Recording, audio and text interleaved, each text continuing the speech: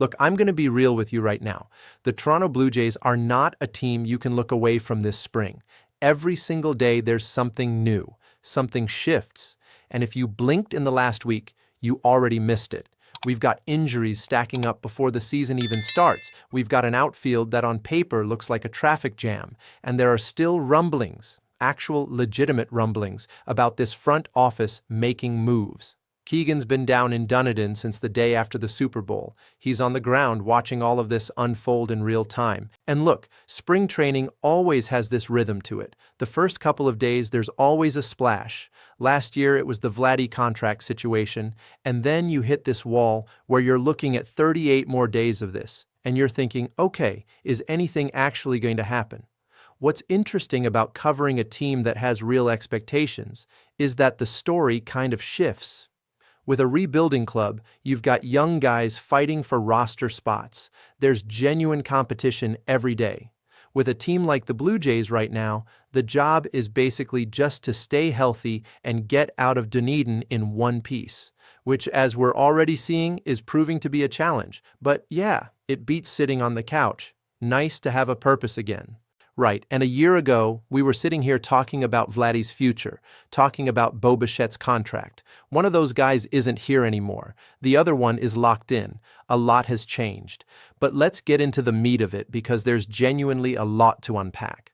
Let's start with the outfield, because this is something I keep coming back to in my own videos. When you look at what they've assembled, Jesus Sanchez coming in, Nathan Lukes, David Schneider, Myron Shaw, the Fangraphs projections have Lukes playing 22% of his games in left, 15 in right, 5 in center. And when the Sanchez trade happened, Mitch Bannon was out there saying this could spell the end for Nathan Lukes. So I have to ask you directly, is Nathan Lukes in trouble?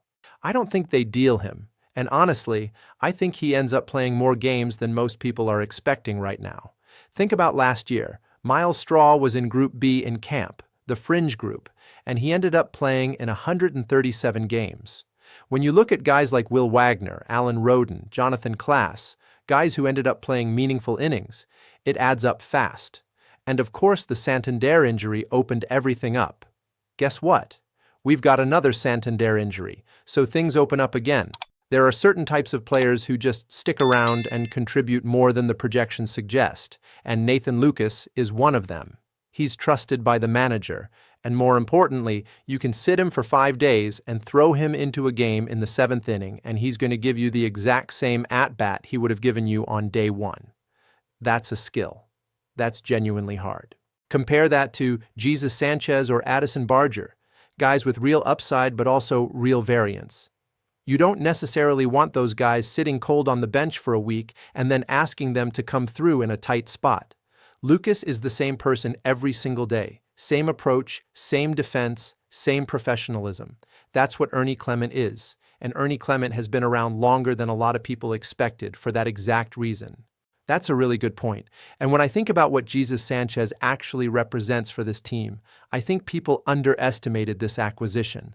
At first glance, and I'll be honest, even I thought this initially, it looked like a minor depth move. But the more I sit with it, the more I see it as a ceiling play. He's not here to be Nathan Lukes. He's here to be something bigger on the right nights. And if he gets right with David Popkins and the hitting group, and he starts going on a run, if he gives you 25, 28 home runs and punishes right-handed pitching, that changes what this team can be in October. The floor is fine. They have enough good outfielders. What they needed was someone who could occasionally be great. Not all-star MVP great, but walk-off. Carry a series great. And I think Sanchez has that in him. Yeah, the comparison I keep coming back to is Teoscar Hernandez. Teoscar had real flaws. He still does. The routes he takes to balls in the outfield sometimes make no sense. The swing and miss is real. But when he's locked in, he can change your season. That's the bet you're making with Sanchez. And look, even if it doesn't work out, you're still fine. You have enough. But a ceiling elevator, which is what Santander was supposed to be before the injuries, that's what great teams have to go out and get. The Blue Jays flipped half their roster between 1992 and 1993. They didn't just sit on what they had. Ross Atkins staying aggressive and creative is exactly what this team needs. And Joey Lofton, real quick before we move on, because I see people in the comments acting like he's 22 years old and about to take off. He's only 2 years younger than Jesus Sanchez. Sanchez has significantly more big league success. People need to recalibrate that expectation. Now let's get to the rotation, because this is where things get genuinely complicated. You've got Dylan Cease, Gosman, Bereos, Treya Savage, Cody Pon, and then Shane Bieber, who isn't going to be ready for opening day. Walk me through how you see this shaking out. Yeah, Bieber's out for the start. The updated 5 is basically Pon sliding into that spot. Now the question is whether Bieber needs 2 more weeks or 2 more months. And honestly, nobody knows right now. And I want to be straightforward about this. There's no such thing as fine news when you're talking about a forearm. I get that they're calling it fatigue. I get that the narrative is this was a unique situation where he got dropped into a playoff race and had to crank it up quickly. But forearms make me nervous, always, especially in a free agent year for Bieber himself. Hopefully he's back within the first 5 or 6 weeks, and this becomes a good problem to have. But even without him at the start, I love this rotation. I think Dylan Cease is going to be the ace. The changeup he's reportedly adding is a serious weapon if it develops. And Kevin Gosman, man, I just have so much respect for that guy. I'd love to see him get one more opening day nod. 3 of the last 4 for Bereos is wild when you think about it. But this group is strong. Pon adds strikeouts and upside. Cease adds a different dimension. Savage is interesting. I'll say that carefully, because we've seen what happens when you push young arms too fast. Alek Manoah went from a controlled inning count to over 190, and 2 years later, his shoulder is a problem.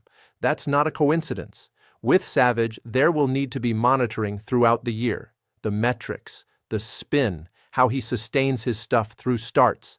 They'll be watching closely. And this is where Eric Lawar becomes genuinely important in a long relief role. Maybe Gage Stanifer factors in later in the year. Ricky Tedman feels more like a bullpen piece. It's a living, breathing, week-to-week situation. Right now they're fine, even with the Bieber delay. But they are one significant injury away from it getting tight. One more arm going down and you're scrambling. And the Max Scherzer stuff, look, I understand why it gets reported, but on their radar, when he was literally on the team last year, of course he's on their radar. That's not a scoop. That's a guy with a history in Toronto who's a free agent.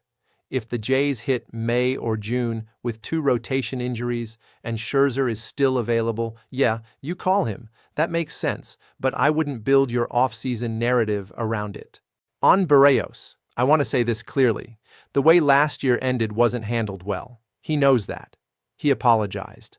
But this is also the Roberto Clemente Award nominee from last year. This is one of the most consistent starting pitchers in the American League over the last decade. We cannot let one bad ending rewrite everything that came before it. Recency bias can be brutal in this game.